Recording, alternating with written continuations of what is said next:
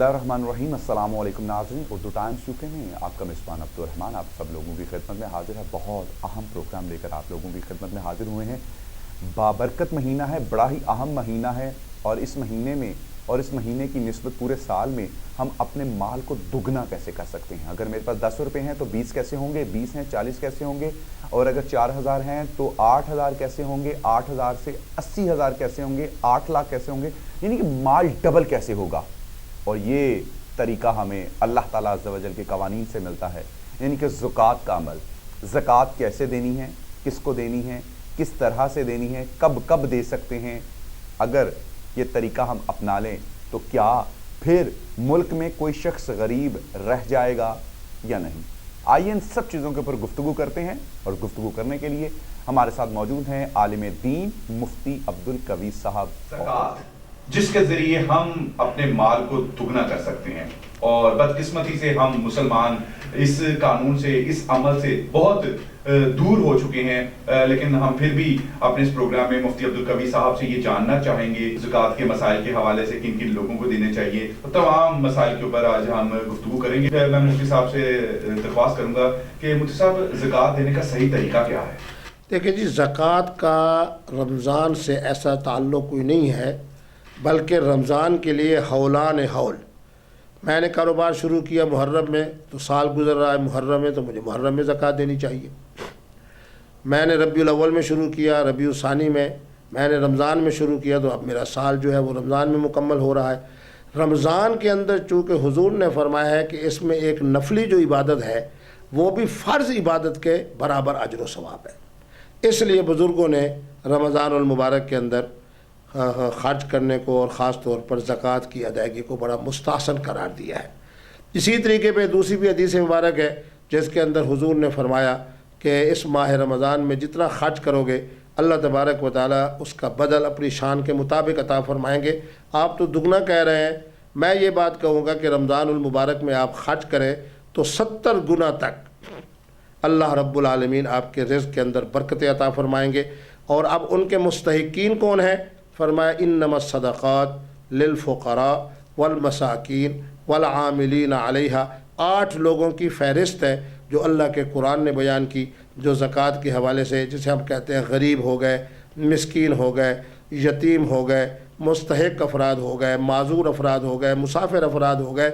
हर वो शख्स जिसे ज़रूरत है कुछ रकम की, उसको रकम देना, राशन देना, खुराक देना, ये सारी वो चीज़ें हैं जो माह रमज़ान के अंदर हम अगर दें तो हमारे लिए रिज़्क़ के हवाले से भी 70 गुना तक खैर व बरकत है, और अजर व सवाब के हवाले से भी बहुत बड़ी खैर व बरकत है।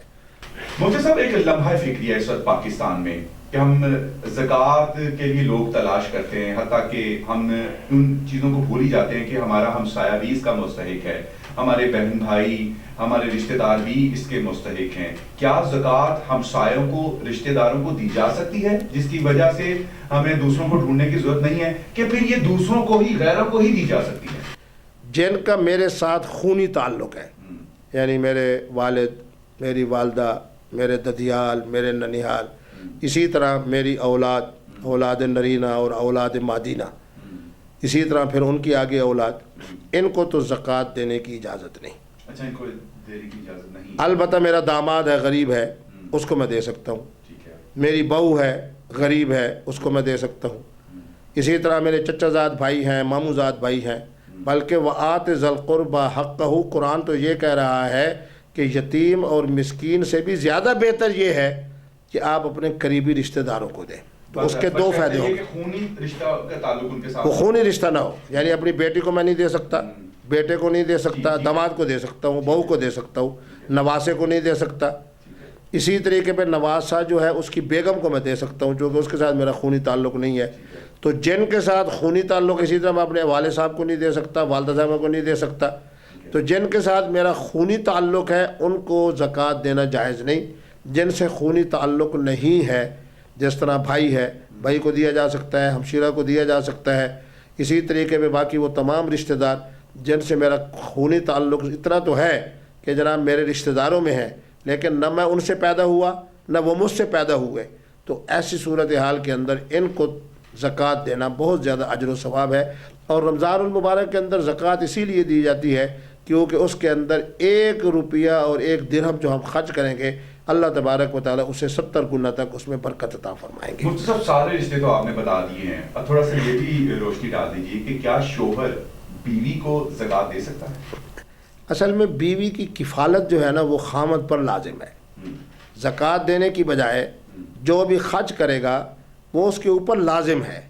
میں ہمیشہ کہا کرتا ہوں کہ محترمہ کی جتنی بھی انکم ہو، الحمدللہ میری ٹی وی کے حوالے سے جو خواتین ہیں اور باقی جو تجارت کے حوالے سے خواتین ہیں، اللہ نے ان کو بہت کچھ دیا ہوتا ہے، اور خاص طور پہ مختلف شعبوں کے حوالے سے جو ہماری خواتین ہیں ان کی بڑی عزت و عظمت ہے، ان کی اپنی انکم ہے اور خامدوں سے بہت زیادہ ہے۔ ان کو بھی میں کہتا ہوں کہ اگر آپ خامد پہ خرچ کریں گے تو یہ آپ کا احسان ہوگا، وگرنہ خامد کے اوپر لازم ہے، فرض ہے، واجب ہے کہ وہ آپ کا نان و نفقہ دے، آپ کے اوپر خرچ کرے۔ جب اس کے اوپر خرچہ کرنا، آپ کو نان و نفقہ دینا لازم ہے تو پھر زکوٰۃ کے کیا معنی؟ تو اس لیے زکوٰۃ نہیں دینی اپنی بیوی کو، بلکہ اس کے اوپر جو کچھ خرچ کرنا ہے وہ اسی نیت سے کرنا ہے کہ تاکہ اللہ تبارک و تعالی حسن معاشرت کے ساتھ ان کی زندگی میں برکت عطا فرمائے۔